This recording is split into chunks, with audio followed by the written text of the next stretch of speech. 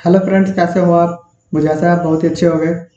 हम लोग जो है रॉक का क्लासिफिकेशन पढ़ रहे थे और रॉक के क्लासिफिकेशन में हमने देखा था कि मेजर तीन जो है पार्ट हैं जिनके आधार पे जो है हम क्या करते हैं कि रॉक को क्लासिफाई करते हैं। पहला पार्ट था जियोलॉजिकल क्लासिफिकेशन, दूसरा था केमिकल क्लासिफिकेशन और इसके बाद से तीसरा था फिजिकल क्लासिफिकेशन। ठीक है, तो जो जियोलॉजिकल क्लासिफिकेशन था वो सोर्स के आधार पे करते हैं और केमिकल क्लासिफिकेशन केमिकल कंपोजिशन के आधार पे, और इसके बाद से फिजिकल जो क्लासिफिकेशन है वो आ, उसके अपीयरेंस के आधार पे हम लोग करते हैं। ठीक है, तो हम जो है सबसे पहले जो जियोलॉजिकल क्लासिफिकेशन है उसको पढ़ते हैं। इसके बाद से जो और दो बाकी हैं वो हम पढ़ेंगे। ठीक है, तो सबसे पहले हेडिंग लिखेंगे जियोलॉजिकल क्लासिफिकेशन।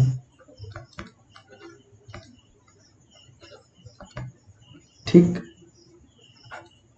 तो सबसे पहले हम जियोलॉजिकल क्लासिफिकेशन को भी पढ़ेंगे। ठीक है ना, और ये किसके आधार पे है, तो ये सोर्स के आधार पे है। ठीक है, SOURCE, सोर्स के आधार पे। ठीक, अब ये सोर्स के आधार पे भी इसको हम तीन भागों में बांटते हैं। ठीक है ना, तो हमारे तीन प्रकार के सोर्स होते हैं जहां से हम जो है चट्टानें प्राप्त करते हैं। ठीक है, ABC मैं इसे लिख दे रहा हूं। तो पहला जो सोर्स होता है उसे कहते हैं इग्नियस, IGNEOUS, इग्नियस रॉक। दूसरे को कहते हैं सेडिमेंट्री, SEDIMENTARY, सेडिमेंट्री रॉक। और तीसरे को कहते हैं मेटामॉर्फिक, METAMORPHIC, मेटामॉर्फिक रॉक। ठीक है, तो ये जो है हमारे तीन तरह के सोर्स होते हैं। ठीक, जिनके ये जो है तीन प्रकार के सोर्स होते हैं जिनसे हम क्या करते हैं कि स्टोन को प्राप्त करते हैं। तो अब ये जो इग्नियस है इसको कहते हैं हिंदी में आग्नेय, आग्नेय शैल, और कहीं कहीं पे आपको दिखेगा चट्टान। दोनों का मतलब एक ही है। और दूसरा है सेडिमेंट्री, का मतलब होता है अवसादी, अवसादी या अवसादित होता है। देख लेंगे, अवसादी शैल या चट्टान। मैं नहीं, आप लोग देख लेंगे जो लोग हिंदी मीडियम के होंगे। और इसे कहते हैं कायांतरित, कायांतरित, कायांतरित को रूपांतरित भी कहते हैं, रूपांतरित। इसका जो काया पलट जाता है, ठीक है ना, प्रेशर और टेम्परेचर के कारण, या इसका रूप चेंज हो जाता है, तो इस वजह से इसे ये नाम कहते हैं चट्टान। कायांतरित या रूपांतरित कहेंगे, शैल या चट्टान कहेंगे, जो भी आपको ठीक लगे वो आप कह लेंगे। ठीक है, तो ये तीन सोर्स हैं। अब इनमें से भी हम सबसे पहले इग्नियस को पढ़ेंगे, फिर सेडिमेंट्री को, फिर मेटामॉर्फिक को। ठीक है, तो हेडिंग हम लिखेंगे पहला इग्नियस, IGNEOUS, इग्नियस रॉक। अब ये जो इग्नियस है इसे हम कहते हैं प्राइमरी, प्राइमरी रॉक।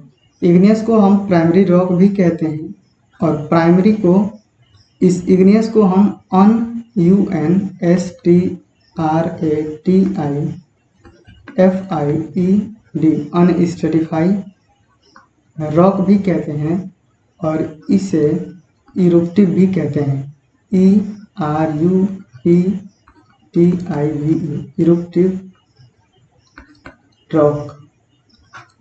तो इसके जो है तीन और नाम हो गए इग्नियस रॉक के। ठीक है ना, igneous rock, primary rock, unstratified rock, और इसके बाद इरुप्टिव रॉक। तो अनस्ट्रेटिफाइड का UNSTRATIFIED, अनस्ट्रेटिफाइड रॉक, ROC के है इसी में आप लोग, तो इसे अस्तरित कहते हैं, अस्तरित। अस्तरित चट्टान, ठीक है ना। अनस्ट्रेटिफाई को हिंदी में अस्तरित कहते हैं और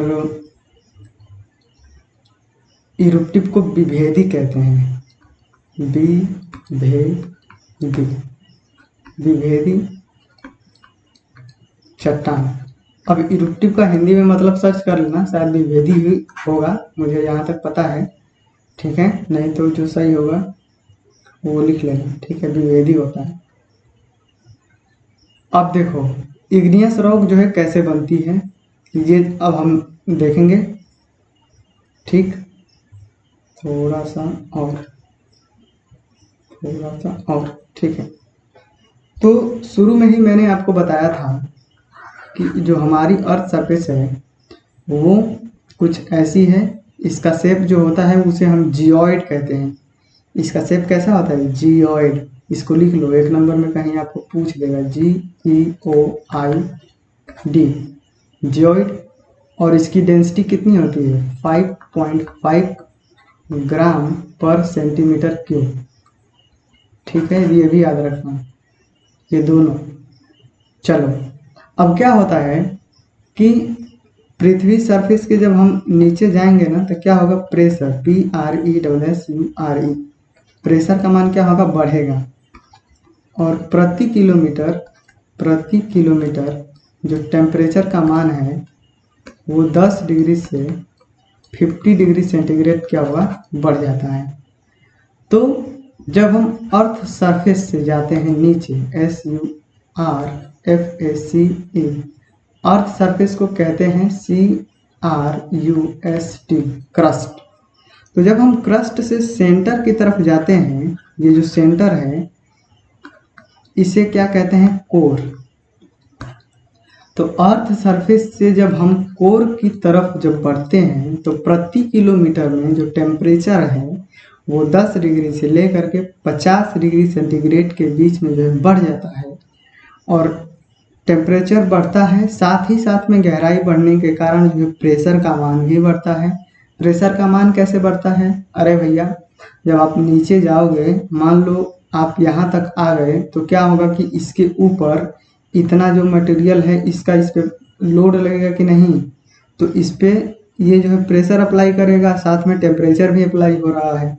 तो प्रेशर और टेम्परेचर हाई होने के कारण क्या होता है कि जो रॉक मिनरल होते हैं वो क्या होते हैं, वो जो है लिक्विड रूप में आ जाते हैं, ठीक है ना। तो वो जो है लिक्विड रूप में आ जाते हैं, ठीक। तो रॉक मिनरल जब लिक्विड के रूप में आ जाते हैं तो उसे हम क्या कहते हैं, मैग्मा कहते हैं, ठीक है। तो जब रॉक मिनरल लिक्विड फॉर्म में जब चेंज हो जाते हैं, ठीक है, तो उसे हम क्या कहते हैं, मैग्मा, ठीक है ना। अब कोई ये मत समझ लेना कि इसको कोर भी लिख रहे हैं और मैग्मा भी लिख रहे हैं, अरे उसका जो सेंटर है, सेंटरवा को हम बोल रहे हैं कोर, ठीक है ना। जैसे आप इस कोई भी एक्सिस होता है, इसका मूल बिंदु होता है, इसको आप ओरिजिन बोलते हो, ठीक है। तो इसको ओरिजिन बोलते हो, तो उसी तरीके से जो अर्थ का जो सेंटरवा है उसको हम कोर कह रहे हैं, ठीक है ना। तो अब ये मैग्मा किसे कह रहे हैं, अब मैग्मा भाई ये खाली तो नहीं है, इसके अंदर मटेरियल भरे हुए हैं। तो जो मटेरियल लिक्विड अवस्था में है उस मटेरियलवा को हम बोल रहे हैं मैग्मा। आई बात समझ में, ठीक है। तो इतना जो है समझ में आ गया होगा।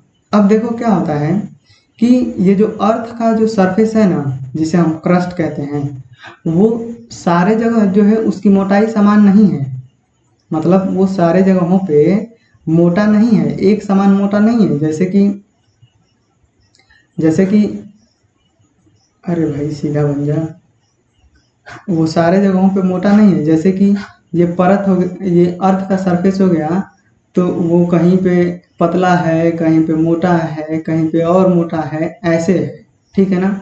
ऐसा नहीं है कि मतलब ऐसे एक हो गया, ये सरफेस हो गया और इसकी अर्थ सरफेस का जो क्रस्ट है उसकी मोटाई एकदम ऐसे एक बराबर है, सारे जगह पे जो है मोटाई समान है, ऐसे नहीं है। इसकी मोटाई कहीं पे ज़्यादा है बहुत, कहीं पे बहुत कम है, कहीं पे बहुत ज़्यादा है, ऐसे है इसकी मोटाई।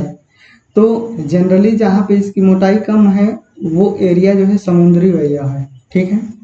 और जहाँ पे ज़्यादा मोटाई है वो जो है पहाड़ी एरिया है, और जहाँ दोनों के बीच में है वो मैदानी एरिया है। आई बात समझ में? तो क्या होता है कि जब ये अर्थ क्रस्ट यानी कि पृथ्वी का जब सरफेस जहाँ पे उसकी मोटाई कम होती है या जहाँ से वो कमजोर होता है, ठीक है ना, तो बेसिकली अंदाजा ये लगाया जाता है कि जहाँ पे उसकी मोटाई कम है वहीं पे वो कमजोर होगा, ठीक है ना। ऐसा कुछ नहीं है, मतलब जहाँ भी वो कमजोर मिलेगा अर्थ का क्रस्ट, अर्थ का सरफेस, तो वहाँ से क्या होगा कि इतना ज़्यादा प्रेशर है और टेम्परेचर है जिसके कारण ये जो मैग्मा है वो बाहर आने लगेगा। बाहर कैसे आएगा? इस जो अर्थ क्रस्ट है उसको भेद करके, इसको तोड़ करके बाहर सरफेस पे आने लगेगा, ठीक है ना। तो जब ये मैग्मा अर्थ सरफेस को तोड़ देता है और बाहर आता है तो उसे हम कहते हैं वोल्केनिक इरप्शन, ठीक है, ज्वालामुखी उद्गार, उसे ही हम कहते हैं ज्वालामुखी उद्गार। अब आप सोचो कि इसके अंदर जो है कितना प्रेशर है। आप अंदाज़ा ऐसे लगा सकते हो कि आपके घर में या आप रूम पे रहते हो तो आपके पास एक कुकर है, ठीक है ना। आपके पास क्या है? एक कुकर है, और इस कुकर में एक सीटी बनी हुई है, यहाँ पे छेद है, और इस पे आप जो है सीटी लगाते हो, ठीक है।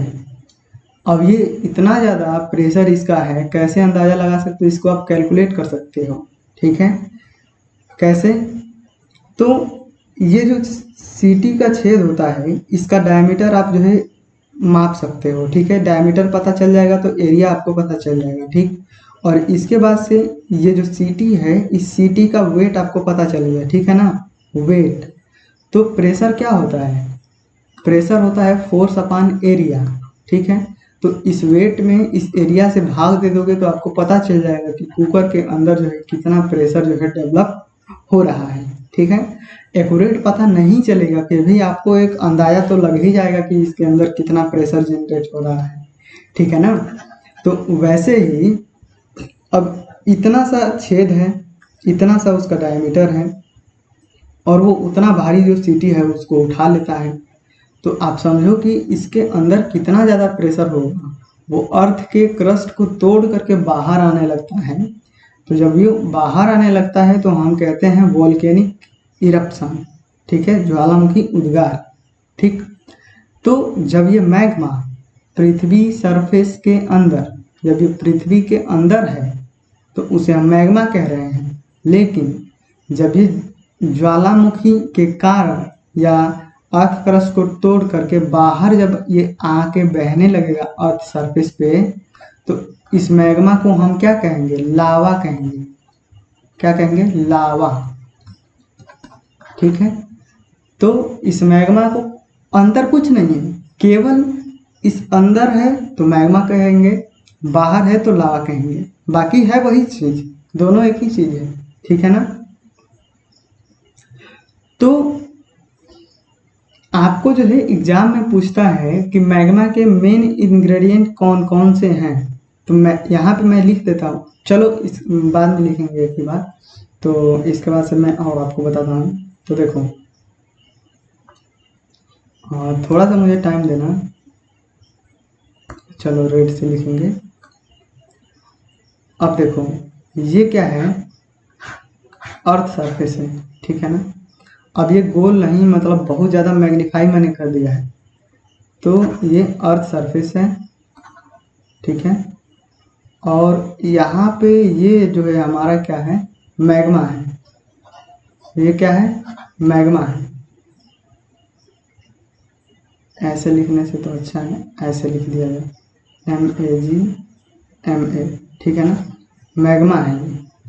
और ये क्या है?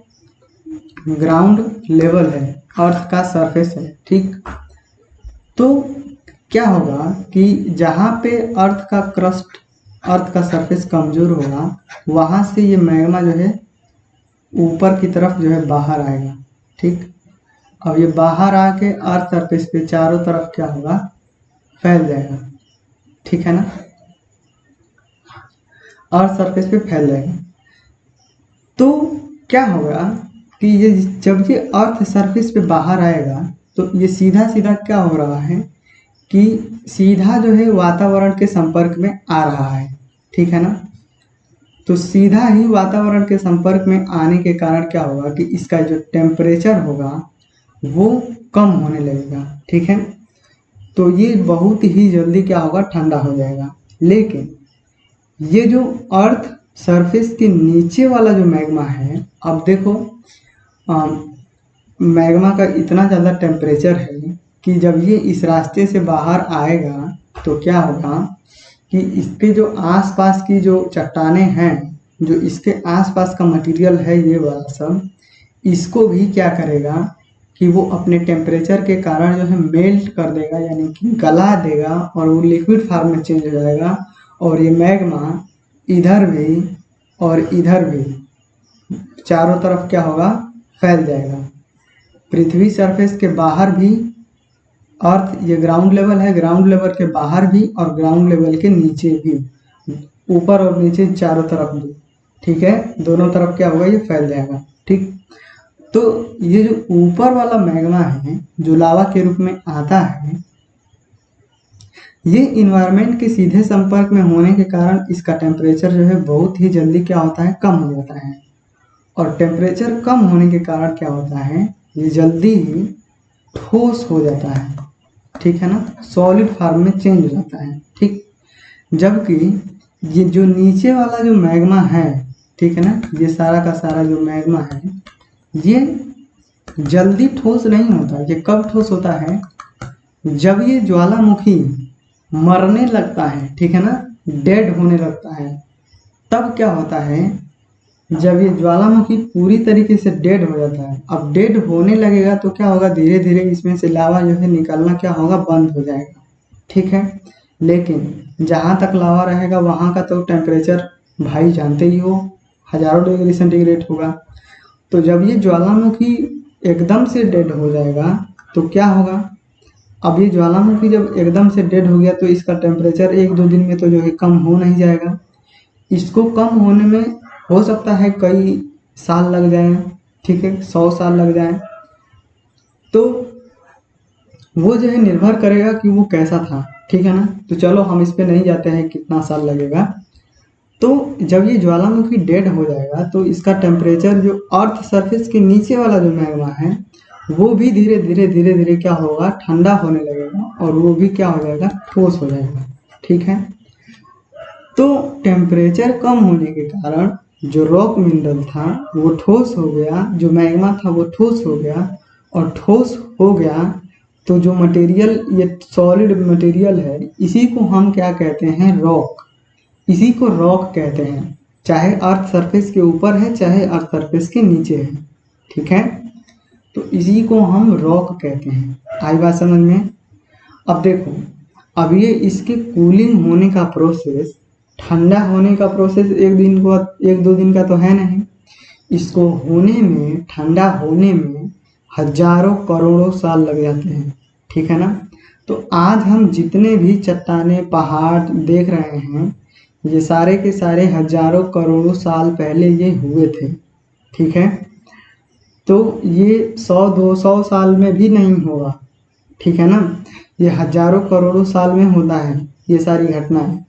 और ये हजारों करोड़ों साल जब आप ज्योग्राफी पढ़ोगे तो उसमें कुछ टाइम होता है, कुछ टाइम, सम टाइम होता है, और आदमी यहाँ 30, 40, 50, 60 साल में जो है मर जाते हैं।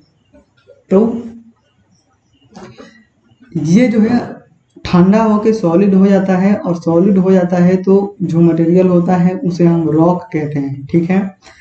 तो अब देखो, जब ये मटेरियल, जब ये रॉक अर्थ सरफेस के बाहर है तो उसे हम कहेंगे एक्सट्रूसिव, EXTRUSIVE, एक्सट्रूसिव रॉक, ठीक। अब जब ये चट्टान अर्थ सरफेस के नीचे है, ग्राउंड लेवल से नीचे है, तो उसे हम कहेंगे इंट्रूसिव रॉक। आई बात समझ में। तो ये जो दो मेजर पार्ट हैं, एक्सट्रूसिव रॉक और इंट्रूसिव रॉक, ये आपको जो है समझ में आ गए होंगे। ठीक है, अब हम आगे बढ़ते हैं। देखो जनरली क्या होता है कि जो कण, जो पार्टिकल, कण को पार्टिकल कहते हैं, ठीक है ना, PARTICLE, पार्टिकल को कण कहते हैं। तो जो कण ज़्यादा वट के होते हैं, जो कण भारी होते हैं, जो कण ऐसे समझते हैं कि जो पार्टिकल कोर्स होंगे, COARSE, कोर्स यानी कि इसको मोटा कहते हैं, ठीक है ना। और जो कण फाइन होते हैं, फाइन को कहते हैं महीन। ठीक, तो जो कण मोटा होगा उसका वेट जाहिर सी बात है ज़्यादा होगा, और जो कण सूक्ष्म होगा उसका वेट जाहिर सी बात है क्या होगा, कम होगा। ठीक है ना, इसका वेट क्या होगा, ज़्यादा, और इसका वेट क्या होगा, उल्टा बना दिया हमने, इसका वेट ज़्यादा और इसका वेट कम। ठीक, तो जब वेट, जिसका वेट ज़्यादा होगा वो क्या होगा, नीचे, जिसका वेट ज़्यादा होगा वो क्या होगा, वो नीचे, और जिसका वेट कम होगा वो क्या होगा, ऊपर। ठीक है, ये लॉजिक आई समझ में आपको। जिसका वजन ज़्यादा वो नीचे, वो नीचे सेटल होगा, यानी कि सबसे पहले सेटल होगा तो वो सबसे नीचे रहेगा, और जिसका वजन कम रहेगा वो बाद में सेटल होगा, यानी कि वो ऊपर रहेगा। ठीक है, तो ये जो एक्सट्रूसिव रॉक होती है ये फाइन ग्रेन्ड होती है ना, मैं आपसे पूछ नहीं रहा हूँ, आपको बता रहा हूँ, फाइन ग्रेन्ड होती है। तो एक्सट्रूसिव रॉक जो होती है वो क्या होती है, फाइन ग्रेन्ड। भाई चेंज नहीं हुए का, हम इसको ले लेते हैं। हाँ चेंज तो हो गया, फाइन, FINE, फाइन ग्रेन्ड।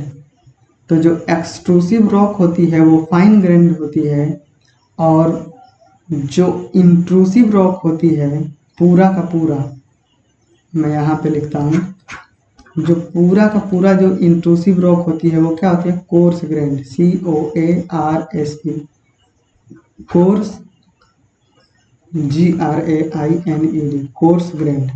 ठीक है, तो फाइन को कहते हैं सूक्ष्म, किसी को फाइन नहीं लगाने वाला, सूक्ष्म। और ग्रेन्ड, GRAINE, ग्रेन का भी मतलब होता है कण। ठीक है ना, तो सूक्ष्म कण, जो एक्सट्रूसिव रॉक होता है वो सूक्ष्म कण वाला होता है, और जो इंट्रूसिव रॉक होता है वो मोटी कण वाला होता है, या मोटा कण, जो भी होगा लिख लेना आपको।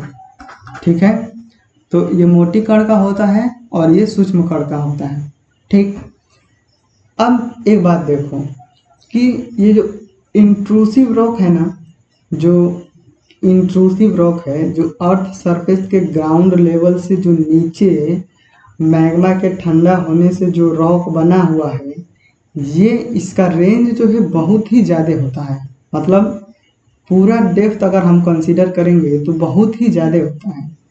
तो इस डेप्थ के ज़्यादा होने के कारण इसकी जो प्रॉपर्टी होती है उसमें बहुत ही ज़्यादा वेरिएशन होता है, इसके पार्टिकल साइज में भी वेरिएशन होता है।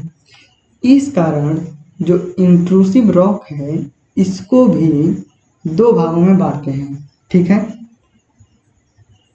इंट्रूसिव रॉक को भी हम क्या करते हैं, दो भागों में बांटते हैं।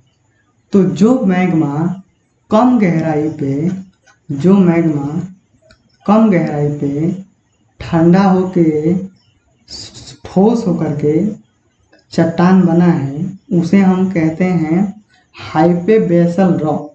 ठीक है, तो क्या कहते हैं, हाइपेबेसल, HYP, ठीक है ना, HYP, हाइपे का क्या होगा, HYPABYSAL, हाइपेबेसल रॉक। और ये क्या होता है, शैलो डेप्थ, SHALLOW,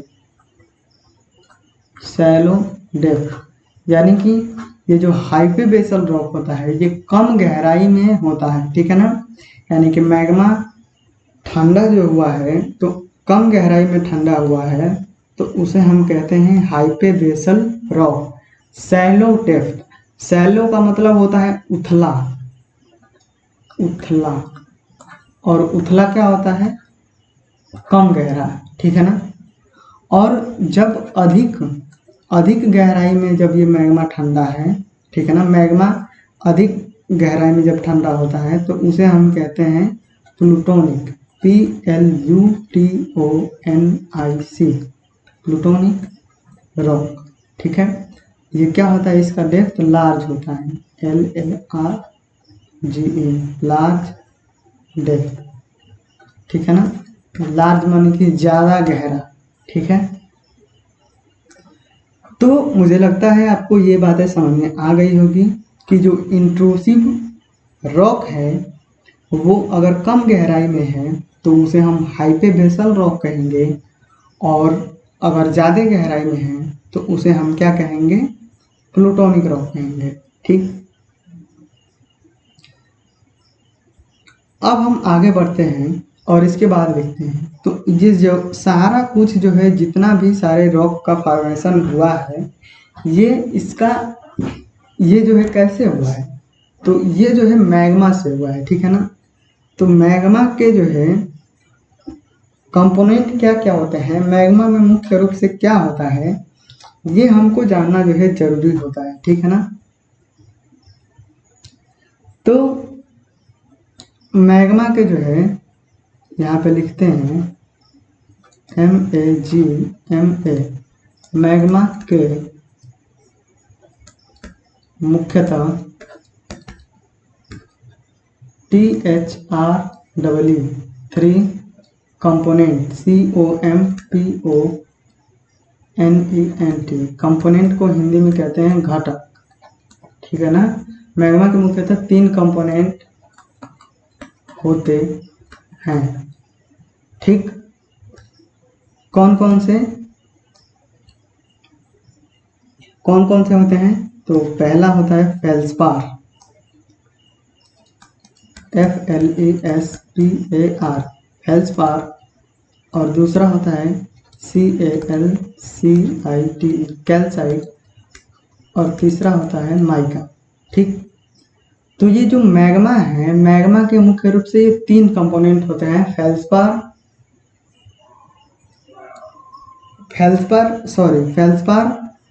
कैल्साइट नहीं होता है, क्वार्ट्ज होता है, फेल्सपार क्वार्ट्ज। मुझे जो है उच्चारण नहीं आ रहा है, आप लोग देख लेंगे, इसका स्पेलिंग लिखा QUARTZ, क्वार्टज, ठीक है ना। तो फेल्सपार, क्वार्टज, माइका, ये जो है मैग्मा के मुख्य रूप से 3 कंपोनेंट होते हैं, ठीक है ना।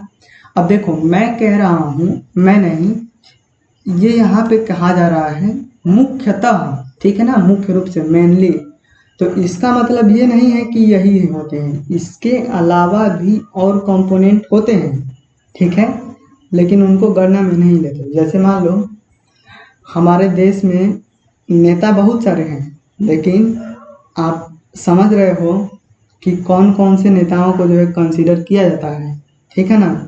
तो कितने सारे नेता हैं उनका किसी को नाम ही नहीं पता, और बहुत सारे नेता हैं उनको पूरा देश जानता है, पूरा वर्ल्ड जानता है, आई बात समझ में। तो उसी तरीके से मैग्मा के ये 3 मुख्य नेता हैं जिनको पूरा दुनिया जानती है, ठीक है। पहले नेता हो गए फेल्सपार, दूसरा हो गया क्वार्टज, और तीसरा हो गए माइका। तो मैग्मा के कितने नेता हो गए, 3, ठीक। अब आगे बढ़ते हैं और हम देखते हैं कि जो है कैसे कैसे जो है इग्नियस रॉक का जो है निर्माण हुआ है और क्या क्या हुआ है, ठीक है। तो जो चीज़ें जो है यहाँ पे डिस्कस करी है, उसी को अब हम जो है लिखते हैं, ठीक है, और लिखते जाएंगे, और बाकी जो चीज़ें आएगी मैं आपको जो है बताता जाऊँगा, ठीक है ना। तो पेन जो है चेंज कर लेते हैं, ठीक है, और लिखना शुरू करते हैं। तो हमने सबसे पहले क्या देखा कि सबसे पहले क्या था कि जब हम पृथ्वी सरफेस के अंदर जब जाते हैं तो क्या होता है कि टेम्परेचर का मान और प्रेशर बढ़ने लगता है ना। तो लिखते हैं पृथ्वी SURFACE पृथ्वी सरफेस के नीचे गहराई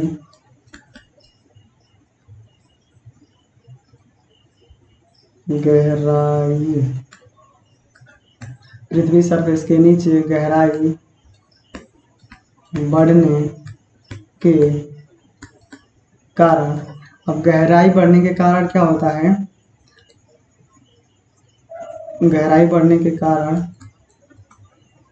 पर किलोमीटर टेम्परेचर TEMPERATURE गहराई बढ़ने के कारण पर किलोमीटर टेम्परेचर का मान 10 डिग्री से 50 डिग्री सेंटीग्रेड, टेम्परेचर का मान 10 डिग्री से 50 डिग्री सेंटीग्रेड तथा टेम्परेचर का मान 10 से 50 डिग्री सेंटीग्रेड क्या होता है, बढ़ जाता है। ठीक है ना, यहीं पे लिख देते हैं बढ़ जाता है तथा प्रेशर PRESSURE प्रेशर का मान भी बढ़ता जाता है। ठीक, अब ये टेम्परेचर और प्रेशर का मान बढ़ता जा रहा है, जिसके कारण क्या होता है, जिसके कारण rock mineral MINERAL rock mineral liquid LIQUID liquid form को क्या कहते हैं, रूप। ठीक है ना, लिक्विड फार्म में चेंज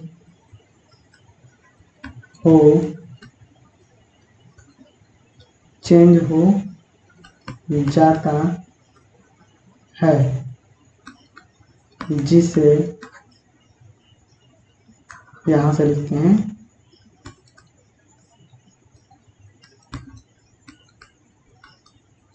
जिसे हम मैग्मा कहते हैं। ठीक है, तो ये क्या हो गया कि लिक्विड फार्म में चेंज हो गया और इस लिक्विड फार्म को हम क्या कहते हैं, मैग्मा कहते हैं। अब ये जो मैग्मा है कहाँ चल रहा है भाई, यह मैग्मा अधिक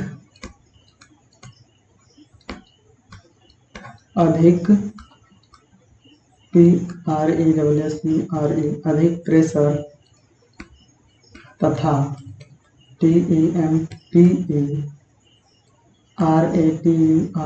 अधिक प्रेशर तथा टेम्परेचर होने के कारण अधिक प्रेशर और टेम्परेचर होने के कारण अर्थ क्रस्ट को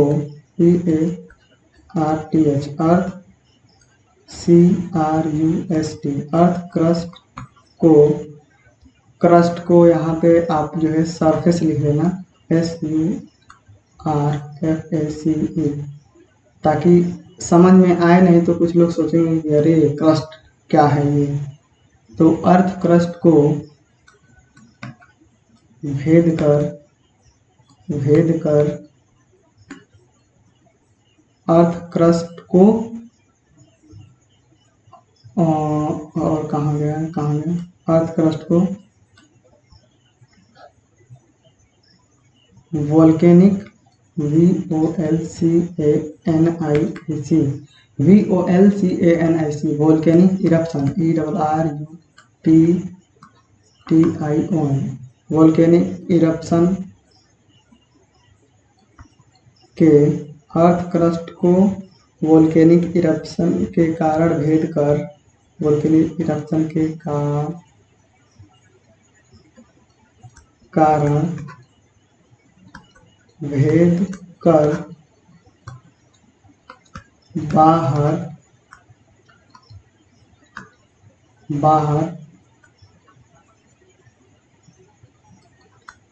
लावा के रूप में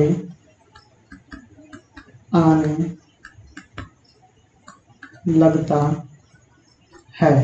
ठीक है, अर्थ क्रस्ट को भेद करके लावा के रूप में बाहर आने लगता है। ठीक है, और यह मैग्मा समय के साथ क्या होता है, ठंडा होकर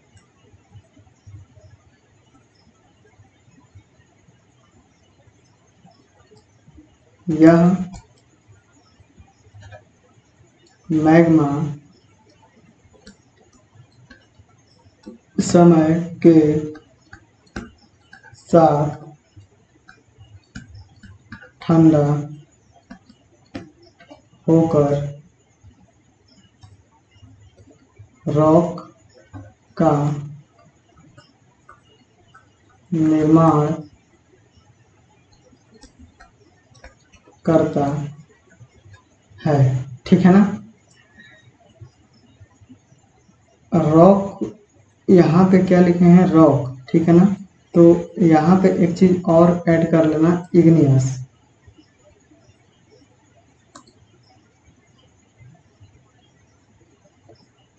क्या ऐड करना है, इग्नियस। ठीक है, IGNEOUS, यह मैग्मा समय के साथ ठंडा होकर इग्नियस रॉक का निर्माण करता है। तो आपने देखा कि जो है इग्नियस रॉक का निर्माण जो है कैसे हुआ है। ठीक है, अब देखो इसके 3 नाम हैं।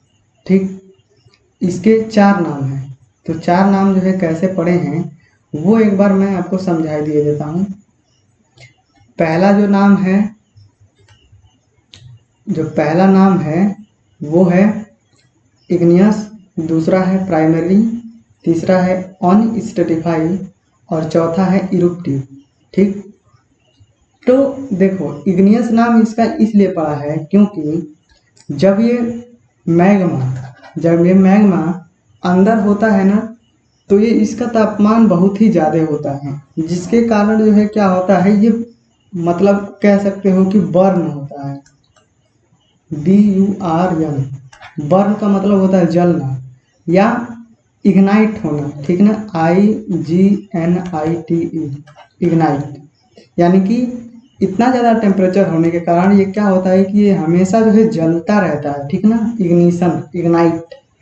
अब तो इसके कारण जो है इसका नाम जो है क्या होता है, इसका नाम जो है इग्नियस रॉक पड़ा है। ठीक है ना, और प्राइमरी रॉक क्योंकि ये जो इग्नियस रॉक है सबसे पहले जो है यही बनती है। ज्वालामुखी का उद्गार होता है, इसके बाद से जो मैग्मा है वो लावा के रूप में बाहर आता है, ठंडा होता है, ठंडा होने के बाद जो सॉलिड रॉक बनती है उसे हम इग्नियस रॉक कहते हैं, और सबसे पहले यही बनती है, इस वजह से इसे हम प्राइमरी रॉक कहते हैं। ठीक है, इसी से ही इस इग्नियस रॉक के ही विघटन के कारण कह लो या क्षरण के कारण कह लो या इसी के रूपांतरण के कारण कह लो, तो क्या बनती है, सेडिमेंट्री और मेटामॉर्फिक रॉक बनती है। तो सबसे पहले इग्नियस रॉक ही बनती है, इस वजह से इसे हम प्राइमरी रॉक बोलते हैं। ठीक, और इसका जो तीसरा नाम है अनस्ट्रेटिफाइड, जिसे हम अस्तरित कहते हैं। तो अस्तरित इसलिए क्योंकि जब ये जो मैग्मा है ये बाहर आता है तो वो ऐसे लेयर के रूप में नहीं, मतलब सॉलिड होता है। ठीक है ना, वो जिस शेप में मतलब वो एट रैंडम किसी भी शेप में जैसे मन वैसे ही वो जो है बहता जाता है, और टेम्परेचर समय के साथ कम होने के कारण क्या होता है, सॉलिड हो जाता है। तो ये जो है प्रॉपर लेयर के रूप में सॉलिड नहीं होता, यानी कि परतों के रूप में नहीं होता, इस वजह से इसे अस्तरित कहते हैं। ठीक है, ये स्तर के रूप में नहीं होता, स्तर मतलब लेयर, ठीक है ना, परत। तो ये परतों के रूप में जो है नहीं होता है, एट रैंडम कैसे भी ये क्या होता है, सॉलिड हो जाता है। अगर आपको देखना हो तो आप जो है यूट्यूब पे ज्वालामुखी जो है देख सकते हैं, आप उसमें से देखेंगे ये लावा जो है कैसे भी मतलब फ्लो करता है। अब वो टेम्परेचर कम होगा तो क्या होगा, वो ठंडा होगा और ठंडा होके सॉलिड हो जाएगा। ठीक है, तो ये स्तरित नहीं होता है। अब ये चौथा इसका जो नाम है, इरुप्टिव रॉक। इरुप्टिव रॉक जिसे हम कहते हैं विभेदी चट्टान, ठीक है ना, इरुप्टिव। तो इरुप्टिव नाम इसलिए पड़ा है क्योंकि जब मैग्मा जो है बहुत ही ज़्यादा प्रेशर के कारण, जो मैग्मा है बहुत ही ज़्यादा हाई प्रेशर के कारण, ये जो अर्थ क्रस्ट है, पृथ्वी का जो सरफेस है, उसको तोड़ करके और बाहर आने लगता है। यानी कि क्या करता है, अर्थ की जो क्रस्ट है इसको जो है भेद करके, ठीक है ना, तोड़ करके भेद करके बाहर आने लगता है। इस वजह से इसका नाम जो है इरुप्टिव पड़ा है। और इरुप्टिव का मतलब होता है विभेदी। ठीक है, तो विभेदी रॉक भी इसे कहते हैं। आई बात समझ में? तो मैंने आपको बता दिया कि igneous rock, primary rock, unstratified rock और इसके बाद से इरुप्टिव रॉक, इसका नाम जो है क्यों और कैसे पड़ा है। ठीक है, इसके बाद से हमने मैग्मा के जो है घटक देख लिए कि नेता इनके कौन कौन से होते हैं। इसके बाद हमने लिख लिया कि जो इग्नियस रॉक है वो कैसे बनती है। ठीक, अब इग्नियस रॉक जो है वो ठंडा होने के आधार पे जो है उसको हम दो भागों में बांटेंगे फिर से। एक तो जो अर्थ सरफेस के ऊपर जो है ठंडा हो गई है, और दूसरा जो अर्थ सरफेस के क्या है कि नीचे ठंडा हो गई है। ठीक है ना, तो इग्नियस रॉक को भी हम दो भागों में बांटेंगे। ठीक है, तो एक बार मैं स्केल चेंज कर लेता हूँ, स्केल नहीं पेन, इस बार काला लेते हैं, ब्लैक। तो अब हमारा अगला टॉपिक नहीं कहेंगे, अगला जो पार्ट है जियोलॉजिकल क्लासिफिकेशन, इसमें इग्नियस, और इग्नियस में भी अगला, हमने तो काला ही ले रखा था यार, चलो नहीं चेंज कर लेते हैं। ठीक है, चेंज कर लेते हैं ताकि समझ में आए कैसा है। हाँ, रेड से लिखेंगे। ठीक है, तो अब ये जो मैग्मा है ना, वो मैग्मा जो है ठंडा हुआ है अर्थ सरफेस के ऊपर भी और नीचे भी। तो इसको जो है लिख लेते हैं, मैग्मा MAGMA, मैग्मा के ठंडा होने के आधार पर IGNEOUS इग्नियस रॉक को निम्न मतलब नीचे, निम्न दो भागों में CLASSIFIED क्लासिफाइड करते हैं। ठीक, ये फुल स्टॉप नहीं होना चाहिए। ठीक, देखो ये जो पहला वाला है ना, ये आई है। ठीक है, मैं आई ऐसे बनाता हूँ, आई, और जी ऐसे है। ठीक है, तो कोई ये मत समझ लेना कि मैं डबल जी बना रहा हूँ। पहला वाला छोटा वाला आई है और ये छोटा वाला जी है। ठीक है, तो इसे हम दो भागों में बांटते हैं। तो इसे हम स्मॉल ए और स्मॉल बी कह रहे हैं। पहले को एक्सट्रूसिव, जो अर्थ सरफेस के ऊपर जो ठंडा हुआ है उसे हम क्या कहेंगे, एक्सट्रूसिव।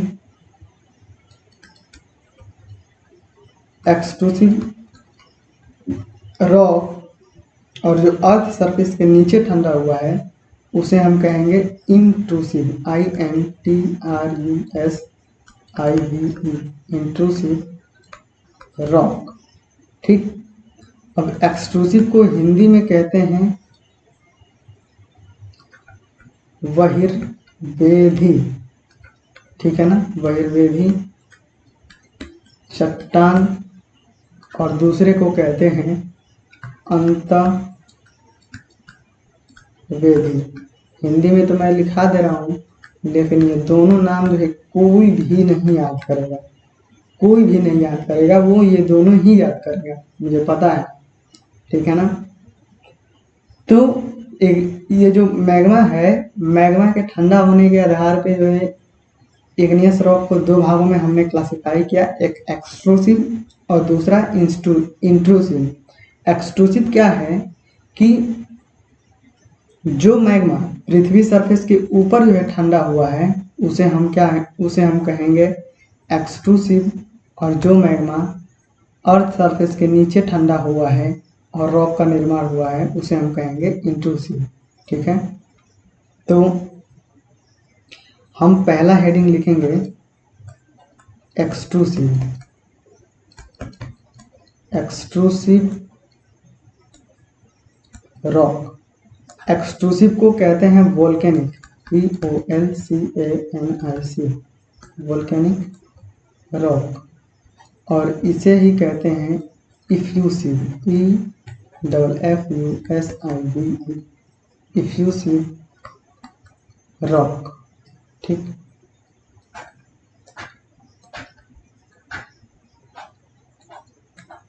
तो एक्सट्रूसिव के दो नाम हो गए।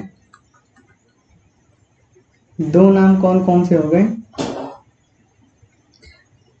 एक्सट्रूसिव तो आप जान ही रहे हैं कि अर्थ सरफेस के क्या है, ये ऊपर है, और दूसरा ये वोल्केनिक, ये ज्वालामुखी से बनता है। ठीक है ना। और इंट्रूसिव वाला जो रॉक है ना, वो ज्वालामुखी से नहीं बनता, वो ज्वालामुखी जब डेड होने लगता है तो होता तो ज्वालामुखी से ही है, तो लेकिन जैसे ये अर्थ सरफेस है तो ये जो है क्रेटर इसका बन जाता है। ठीक है ना, इसका बड़ा समूह जो है जिसे हम क्रेटर कहते हैं, तो इसमें से मैग्मा बाहर आता है तो इसे हम वोल्केनो कहते हैं। ठीक है, तो जब मैग्मा डेड होने लगता है तो इसका जो वेंट होता है, जो जिससे मैग्मा बाहर आ रहा था, और ये अर्थ सरफेस के जो नीचे वाला जो मटेरियल होता है, इस टेम्परेचर के कारण जो है क्या होता है, मेल्ट हो जाता है, तो ये मैग्मा इधर भी फैल जाता है। तो ये जब डेड होने लगता है तो इसके ठंडा होने के कारण होता है। ठीक है, और ये वोल्केनो हम बोलते हैं, इसे वोल्केनो के कारण कहते हैं। ठीक है, तो एक्सट्रूसिव को हम वोल्केनिक रॉक कहते हैं, ज्वालामुखी चट्टान, और इसे हम इफ्यूसिव कहते हैं। तो इफ्यूसिव का मतलब आप हिंदी में देखना क्या होता है तो आप समझ जाओगे। मुझे नहीं पता इफ्यूसिव का मतलब, तो आप रट भी सकते हो, लेकिन मैंने किसी भी क्वेश्चन में अभी तक इफ्यूसिव जो है नाम नहीं देखा है ना। एक्सट्रूसिव जरूर देखा है, तो एफ्यूसिव किसी में भी नाम नहीं देखा है, हो सकता है आगे आ जाए, तो आप लोग जो है इसे याद करना। ठीक, तो ये क्या होता है, कैसे होता है, तो यदि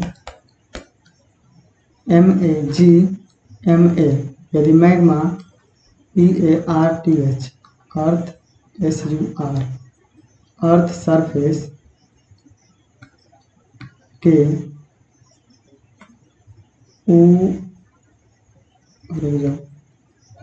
अर्थ सरफेस के ऊपर ठंडा होकर IGNEOUS, अर्थ सरफेस के, यदि मैग्मा अर्थ सरफेस के ऊपर ठंडा होकर इग्नियस रॉक का निर्माण करे तो उसे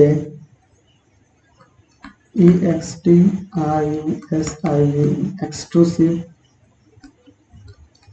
रॉक कहते हैं। ठीक है, यहाँ पे फुल स्टॉप होगा।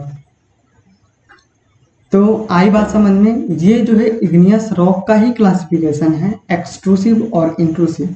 एक्सट्रूसिव मतलब कि मैग्मा अर्थ सरफेस के ऊपर क्या हुआ है, ठंडा हो गया है, और ठंडा होकर के वो क्या है, इग्नियस रॉक ही है।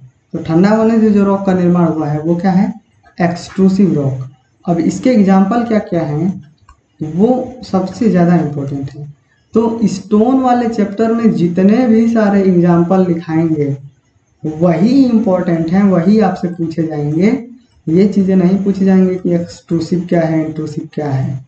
पूछेगा कि एक्सट्रूसिव का उदाहरण बताओ, तो आपको जो है बताना पड़ेगा। ठीक है, तो जो एक्सट्रूसिव रॉक है इसके जो है एग्जाम्पल देखते हैं। तो इसके एग्जाम्पल क्या क्या हैं, पहला दूसरा नहीं, ऐसे लिखते जाएंगे। BASALT बेसाल्ट ट्रैप, भाई फंदा वाला ट्रैप नहीं है, बेसाल्ट ट्रैप। ह्यूमाइस, रियोलाइट, RHYOLITE रियोलाइट, और एंडेसाइट, EANDESITE एंडेसाइट। ठीक है, तो ये जो है एक्सट्रूसिव रॉक के क्या हो गए, एग्जाम्पल हो गए।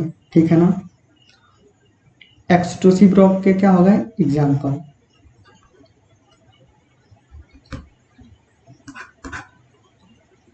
तो आज के लिए इस वीडियो में इतना ही रहने देते हैं। ठीक है ना,